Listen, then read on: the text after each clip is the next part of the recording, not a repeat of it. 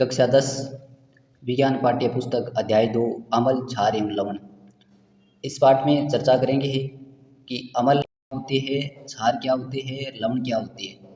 इन सभी का हम विस्तार से अध्ययन करेंगे। सबसे पहले हम बात करते हैं अम्ल की।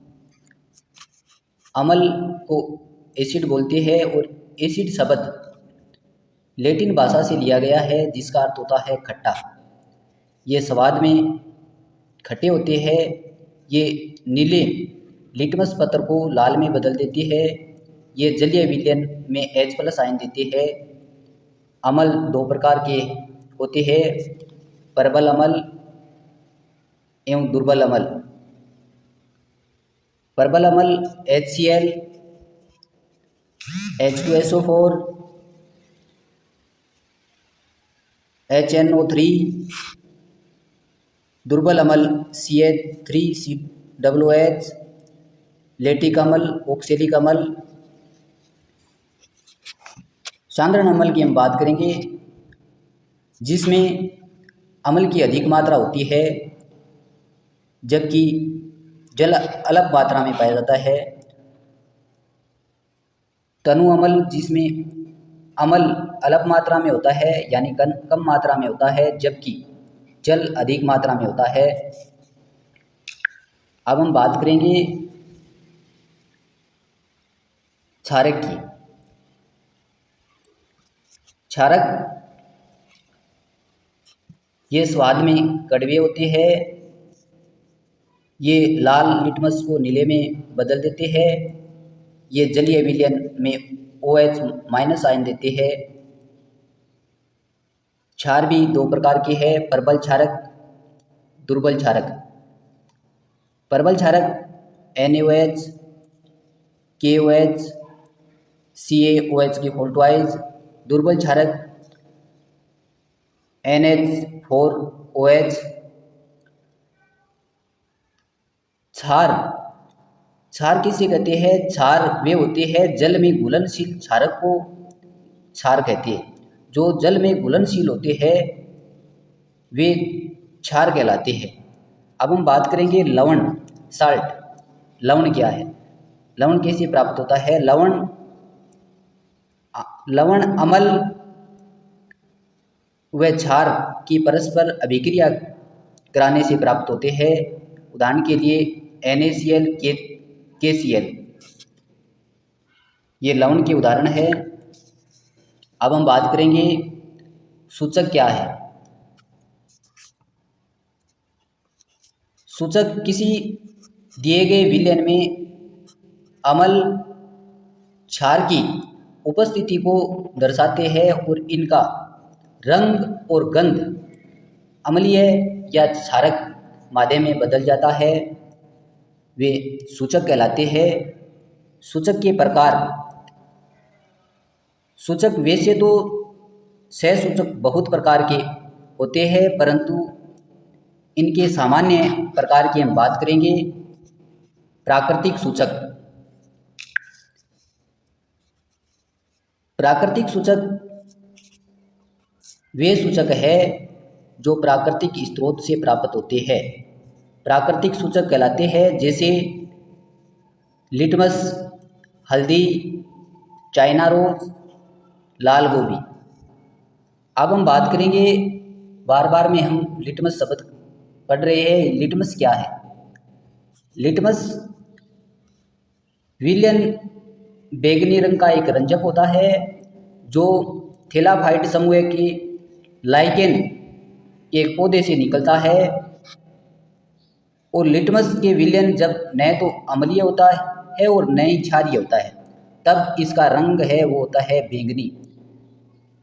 आपको एक क्वेश्चन बन सकता है कि लिटमस पत्र का रंग बैंगनी कब होता है, तो आपको बताना है कि लिटमस विलयन जब न तो अम्लीय हो और न ही क्षारीय हो तब इसका रंग बैंगनी होता है। अब हम बात करेंगे लिटमस पत्र क्या है। लिटमस पत्र, ये लिटमस पत्र दो रंगों का होता है। इसमें एक नीला एवं एक लाल रंग होते हैं और अम्ल नीले लिटमस पत्र को लाल कर देता है, जबकि क्षार लाल लिटमस पत्र को नीला कर देता है। अब हम बात करेंगे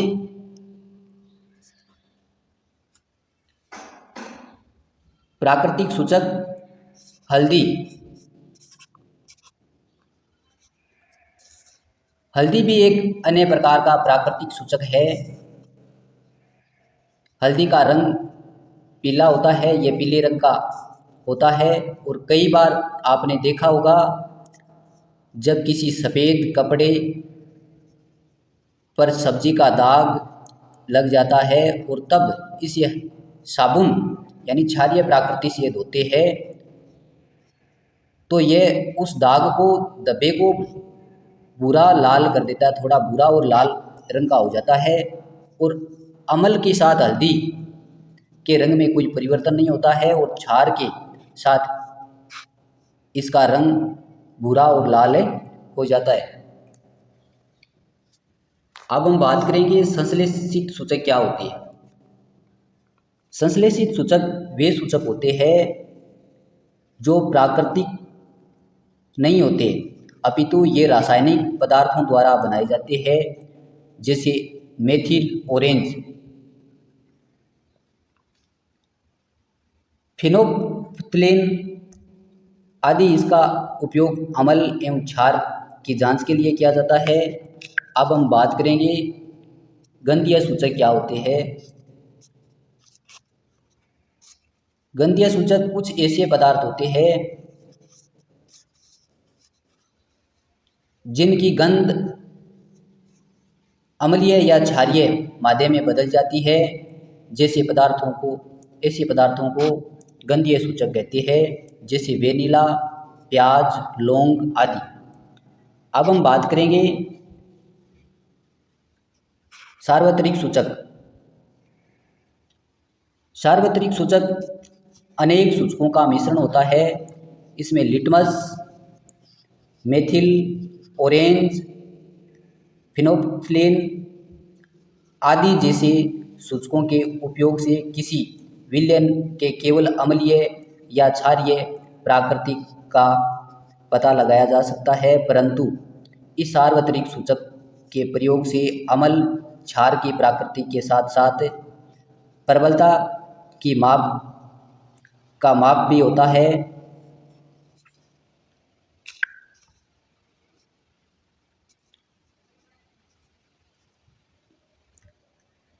अब हम बात करेंगे प्राकृतिक सूचक क्या है, कृत्रिम सूचक कौन कौन से है और गंधीय सूचक कौन कौन से।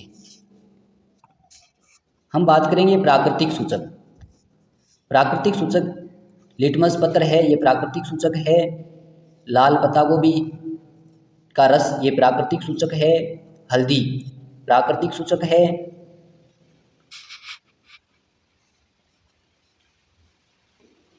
और ये रंग एवं गंध में परिवर्तन अम्ल के साथ में लिटमस पत्र का रंग लाल होता है। लाल पत्ता गोभी का रस अम्ल के साथ लाल होता है और हल्दी में कोई बदलाव नहीं होता है। हमने पहले ये पढ़ा था कि हल्दी क्षार के साथ अभिक्रिया होती है, तब इसका रंग भूरा व लाल होता है। कृत्रिम सूचक की बात करेंगे। कृत्रिम सूचक है फिनोल्फ्थेन, मेथिल ऑरेंज। ये अम्ल के साथ में रंगहीन लाल रंग में परिवर्तित होते हैं। गंधीय सूचक की बात करेंगे। गंधीय सूचक 3 है, प्याज का रस, वेनिला, लौंग का तेल। अब हम बात करेंगे अम्ल एवं क्षारों के रासायनिक गुण। अम्ल एवं क्षार की अभिक्रिया जब हम कराते हैं तो अम्ल को क्षार से अभिक्रिया करवाते हैं या अम्ल को धातु से क्रिया करवाते हैं और क्षार को धातु से क्रिया करवाते हैं, तो क्या प्राप्त होता है। सबसे पहले अम्ल एवं क्षार जब आपस में क्रिया कराते है तो इससे प्राप्त हमें लवण प्राप्त होता है। लेकिन अम्ल की क्रिया धातु से करवाते हैं तो लवण एवं हाइड्रोजन गैस बनता है। और क्षारक के साथ क्षार और धातु की क्रिया करवाते हैं तो लवण और हाइड्रोजन बनता है। यहाँ से एक क्वेश्चन बनता है कि अम्ल की धातु से क्रिया कराने पर क्या बनता है, तो अम्ल की धातु से क्रिया कराने पर हाइड्रोजन बनता है और क्षारक के साथ धातु की क्रिया कराने पर भी हाइड्रोजन ही बनता है। इनमें आपको कंफ्यूज नहीं होना है। अब हम बात करेंगे हाइड्रोजन क्या है। हाइड्रोजन का पॉप टेस्ट की बात करेंगे। हाइड्रोजन गैस से निहित परखनली के पास जब एक जलती हुई मोमबत्ती लाई जाती है तो वह पॉप ध्वनि उत्पन्न करती है। यानी हाइड्रोजन गैस के पास में अगर हम जलती हुई मोमबत्ती को लाएंगे तब ये पटपट की आवाज़ में जलेगी। यानी हाइड्रोजन गैस आग के साथ में पॉप ध्वनि के रूप में जलती है। और तो जो पॉप ध्वनि उत्पन्न होती है, इस टेस्ट को हाइड्रोजन की उपस्थिति में दर्शाने के लिए हम प्रयोग करते हैं। और ये कौन सी अभिक्रिया में होती है, ये होती है धातु कार्बोनेट तथा धातु बाइकार्बोनेट की अभिक्रिया करवाते हैं तब होती है। अब हम बात करेंगे अम्ल के साथ में और क्षार के साथ में धातु बाइकार्बोनेट की अभिक्रिया को हम पढ़ेंगे।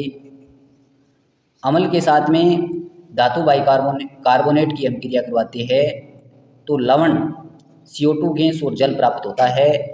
ये कोई अभिक्रिया नहीं है।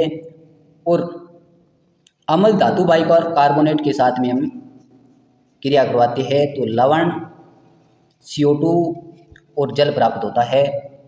CO2 की जांच यानी टेस्ट उत्पादित कार्बन डाइऑक्साइड को चूने के पानी में प्रवाहित करने पर पानी का रंग है, कलर है, वो दूधिया हो जाता है।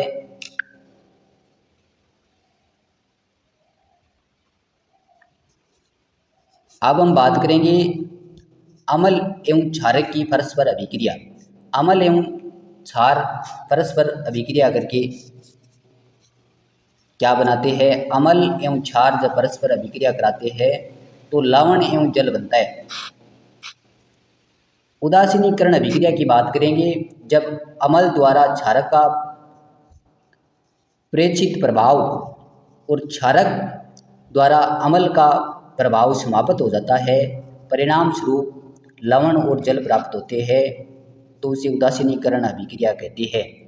यानी अम्ल और क्षार को हम परस्पर अभिक्रिया करवाते हैं तो अभिक्रिया कराने पर अम्ल और क्षार एक दूसरे के प्रभाव को नष्ट कर देता है और लवण और जल बनता है।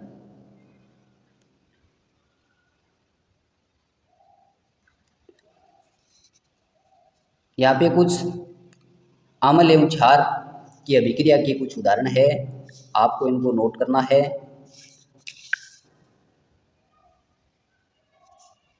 आगे हम बात करेंगे अम्लों के साथ धात्विक ऑक्साइड से अभिक्रिया कराने पर।